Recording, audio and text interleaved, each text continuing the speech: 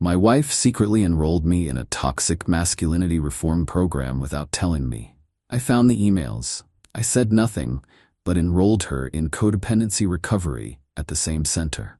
When we both showed up for orientation, the counselor had some interesting questions. I, 32 male, discovered my wife Ramona's 30 little scheme completely by accident. She'd left her email open on our shared laptop while she ran to the store. I was just trying to close tabs when I saw the subject line: Confirmation, Toxic Masculinity Intensive, Enrollment Complete. My name was right there. Starting date 2 weeks out. Cost $3,200. The email thread went back 3 months. 3 months of her discussing my problematic behaviors with some counselor named Dr. Fielding. Let me list these dangerous red flags, Ramona reported. I watch football on Sundays. I go to the gym 4x a week. Obsessive fitness culture. I drink beer with my brother. I play video games for 2 hours on Friday nights. I didn't cry at her friend's wedding. I fix things around the house instead of processing emotions. Dr. Fielding's response was golden. These are classic signs of internalized patriarchal conditioning. Our 8-week intensive program will help him recognize and deconstruct these harmful patterns. 8 weeks of this. The real kicker? Ramona had told them I was resistant to therapy, so they'd prepared special techniques for reluctant participants. She'd planned to blindside me with an intervention the night before the first session. I sat there staring at the screen. Part of me wanted to confront her right then. But then I saw something else in the emails. The name of the center, Healing Horizons Wellness Institute. I opened an incognito tab. Their website was something. They offered programs for everything: toxic masculinity, codependency, narcissistic recovery, empathy reconstruction, even something called Emotional Availability Bootcamp. And right there on the programs page, Codependency Recovery Intensive, break free from unhealthy relationship patterns. Perfect. I created a new email account and reached out as a concerned husband, worried about his wife's codependent behaviors. Within an hour, I had a response from Dr. Morrison. I scheduled a consultation call for when Ramona was at her pottery class. Dr. Morrison was very understanding as I explained Ramona's concerning behaviors. Monitoring all my activities, needing constant validation, making unilateral decisions about my mental health, inability to respect boundaries, attempting to control my hobbies and friendships. This is definitely codependency, Dr. Morrison confirmed. The fact that she's trying to force you into therapy without your consent is particularly troubling. I enrolled her in the same 8-week program. Same days, same building, just different conference rooms. Cost $3,200, worth every penny. Update 1. The intervention attempt was hilarious. Ramona had gathered her sister Thea, her mom Joyce, and her best friend Kendra in our living room. They all had printed letters. "Honey, we need to talk about getting you help." Ramona started. I played dumb. Help with what? Your toxic behaviors, the way masculinity has corrupted you. Which behaviors specifically? Thea jumped in. You don't share your feelings. I told Ramona I loved her this morning. Kendra, you're emotionally unavailable. We went on a date 2 nights ago. Joyce, you're aggressive. When? Your energy, it's aggressive. They went in circles for an hour. Finally, Ramona played her card. Well, I've already enrolled you in a program. It starts Monday. You're going. Okay. They all stopped. They'd clearly expected resistance. Okay? Ramona was suspicious. If you think I need help, I trust your judgment. She narrowed her eyes but couldn't find the trap. Monday came. I got dressed in my best casual therapy outfit, khakis and a button-down. Ramona was buzzing around, nervous but excited. I'm so proud of you for being open to this journey, she kept saying. Hey, why don't we ride together? I suggested. Save gas. She hesitated. Oh, that's okay. I have errands after I drop you off. No problem. I'll drive myself then. No, I mean, I want to make sure you actually go. Then let's go together. She couldn't find a way out. We got in her car. She started driving to Healing Horizons. Actually, I said, I got an email saying the first session is in Building B. That's weird. The website says Building A. Maybe check your email? She pulled over, grabbed her phone. I watched her face change as she read the new email in her inbox. Dear Mrs. Ramona, this is a reminder that your Codependency Recovery Intensive begins today at 9 a.m. in Building B, Conference Room 3. Your husband has expressed significant concern about your controlling behaviors. The silence was deafening. You, she started. Yes? You enrolled me in therapy? Codependency recovery, specifically. How dare you? How dare I? You enrolled me in a toxic masculinity program without telling me. That's different. How? You needed it. And based on your secret enrollment of me in therapy, I'd say you need codependency recovery. She was vibrating with rage. I'm not going. Neither am I then. You have to. I already paid. So did I. Guess we're both out $3,200. We sat there in the parking lot for 20 minutes. Finally, she said, fine, I'll go to mine if you go to yours. Deal. We walked into Healing Horizons together, checked in at reception, and went to our separate rooms. The receptionist's face when she realized we'd enrolled each other was priceless. Update 2. That first day was wild. I sat through 2 hours of toxic masculinity deconstruction with 5 other dudes who looked as confused as I felt. The facilitator, Brad, who insisted we call him B-Rad, to break down formal masculine structures, had us introduce ourselves and explain why we were there. My wife signed me up, was the response from literally every single guy. Meanwhile, Ramona was apparently having a time in her codependency session. She texted me exactly 73 times during my 2-hour session. This is ridiculous. They think I'm controlling. How is caring about you codependent? Your therapist is probably not even qualified. This is abusive. You're gaslighting me. I'm leaving. If you don't leave too, we're getting divorced. I didn't mean that. Please respond. Why aren't you responding? When we met in the parking lot, she was crying, but not sad tears, rage tears. They made me do a worksheet about boundaries. They said I violate yours. What did you put? I said I don't because you don't have any boundaries because toxic masculinity destroyed your ability to have them. And what did they say? That was a codependent response. The drive home was silent until she exploded. You know what? Fine. I'll do the stupid program and you'll do yours, and at the end, we'll see who was right. Sounds good. But here's where Ramona made her fatal error. She assumed I'd drop out. She started telling everyone I was in therapy for toxic masculinity, spinning it as her victory.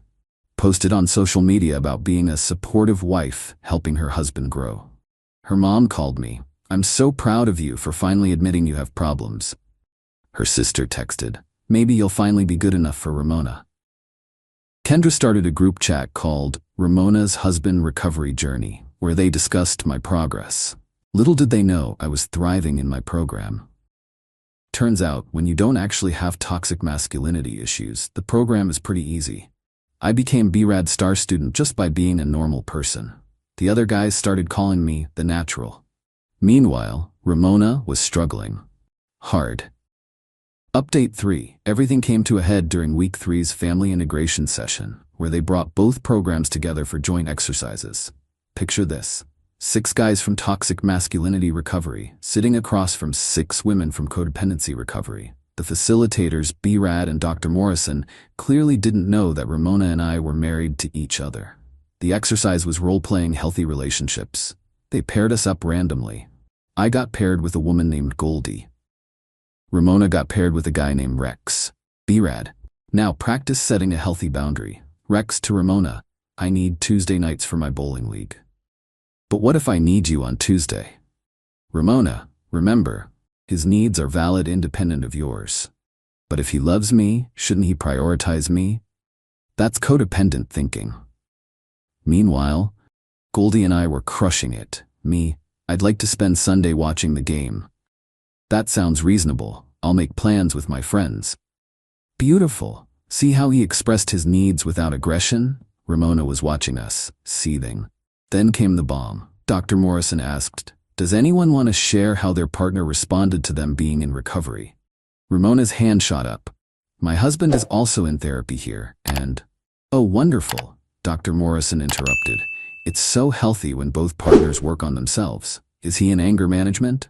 Toxic masculinity recovery. B-Rad perked up. Wait, what's his name? The room went dead silent as they put it together. B-Rad and Dr. Morrison exchanged looks. Dr. Morrison cleared her throat. Ramona, did you enroll your husband without his consent? For his own good. And, B-Rad looked at me, did you enroll your wife in response? I thought she could benefit from codependency recovery.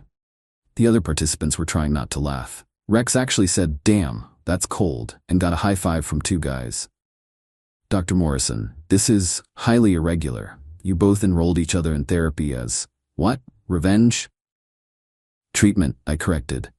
She diagnosed me with toxic masculinity. I diagnosed her with codependency. Neither of you are qualified to diagnose anyone. Ramona stood up. This is his fault. He's manipulating everyone. Dr. Morrison, Ramona, please sit down. This reaction is, don't therapize me. She stormed out. I stayed and finished the exercise with Goldie, who whispered, your wife seems fun. That night, Ramona went nuclear, called her mom, sister, Kendra, even her book club. Told them I was weaponizing therapy and making a mockery of mental health. Joyce called me immediately. How could you do this to Ramona? Do what? Get her help for her codependency. She's not codependent. Then why is she unable to let me make autonomous decisions? Because you make the wrong decisions. According to who? According to what's best for your marriage. Who determines that? Ramona, obviously. That's literally codependency, Joyce. She hung up. Update 4 week 5 was when everything shifted. Ramona had been hate attending her sessions, but something Dr. Morrison said finally hit home. I only know because Ramona came home and word vomited the entire session. Dr. Morrison asked me why I felt responsible for your feelings and behaviors. I said because I'm your wife. She said being a wife doesn't mean being your emotional manager. I said that's literally what marriage is. She said no, that's codependency. Then she asked when I last did something just for me, without considering how it would affect you or our relationship. And I couldn't answer because everything I do is about us, or you, or making sure you're who I need you to be. That sounds like a breakthrough. It's not, it's propaganda. But then, she paused, then she asked why I was so afraid of you being yourself. What did you say? Then I'm not afraid, I just want you to be better. Better than what? Than what you are. The weight of that statement hung between us. Ramona, do you even like me? Of course I love you. That's not what I asked. Do you like me? As I am? Silence. That night, she called Thea crying. I heard the whole thing through the bedroom door. Maybe I am codependent. I enrolled him in therapy without asking. I check his phone. I track his location. I get anxious when he does things without me. I've been trying to fix him for 3 years. Oh God, Thea, what if I'm the problem? Thea's response was apparently, you're not the problem. You just care too much. Even Ramona recognized that as enabling. Meanwhile, I was having my own revelations in toxic masculinity recovery. Not about toxic masculinity, I didn't have that, but about how many of the guys there were in the same boat. Their wives had enrolled them for crimes like working on cars, not wanting to talk about feelings 24/7, having male friends, enjoying sports, being introverted. One guy, Felix, was there because he didn't cry at his father's funeral. His wife said it was emotional constipation brought on by patriarchal conditioning. He said, I processed my grief privately. I cried alone. Just because she didn't see it doesn't mean it didn't happen. B-Rad actually agreed with him. Update 5 week 7 brought the accountability circle, where we had to bring our partners to witness our growth. Ramona decided this was her chance to expose me. She invited Joyce, Thea, and Kendra to witness my confession of toxic masculinity. What she didn't know was that B-Rad had actually become somewhat enlightened about the whole situation. He'd been doing some reflecting on how many men were force-enrolled by partners. The session started with B-Rad asking each man to share what he'd learned. When it got to me, I stood up. I've learned that I don't have toxic masculinity. I have normal, healthy masculine traits that my wife pathologized because she wanted to control my behavior. I've learned that watching football isn't toxic, going to the gym isn't toxic, having emotions different from what my wife expects isn't toxic. What is toxic is being enrolled in therapy against your will by someone who claims to love you. The room erupted. 3 other guys stood up and said, same. Felix actually applauded. Ramona jumped up. This is exactly the kind of toxic resistance we're talking about.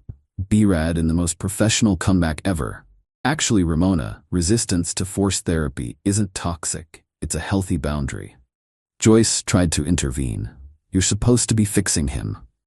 Ma'am, he doesn't need fixing. He needs a partner who accepts him. He's manipulated you. No, I think he's been manipulated into being here. Then Dr. Morrison walked in. She'd been watching from the doorway. "Ramona, we need to talk about your behavior right now." "My behavior? I'm supporting my husband." "You're attempting to control the narrative of his therapy. That's a codependent behavior we've discussed extensively." "This is gaslighting." "No, this is accountability." Ramona grabbed her stuff and stormed out, her entourage following. Thea turned back to flip me off. Real mature. That night, Ramona issued an ultimatum. "Either you admit you have toxic masculinity and commit to changing, or we're done." Okay, you'll admit it? Okay, we're done. She wasn't expecting that. Final update.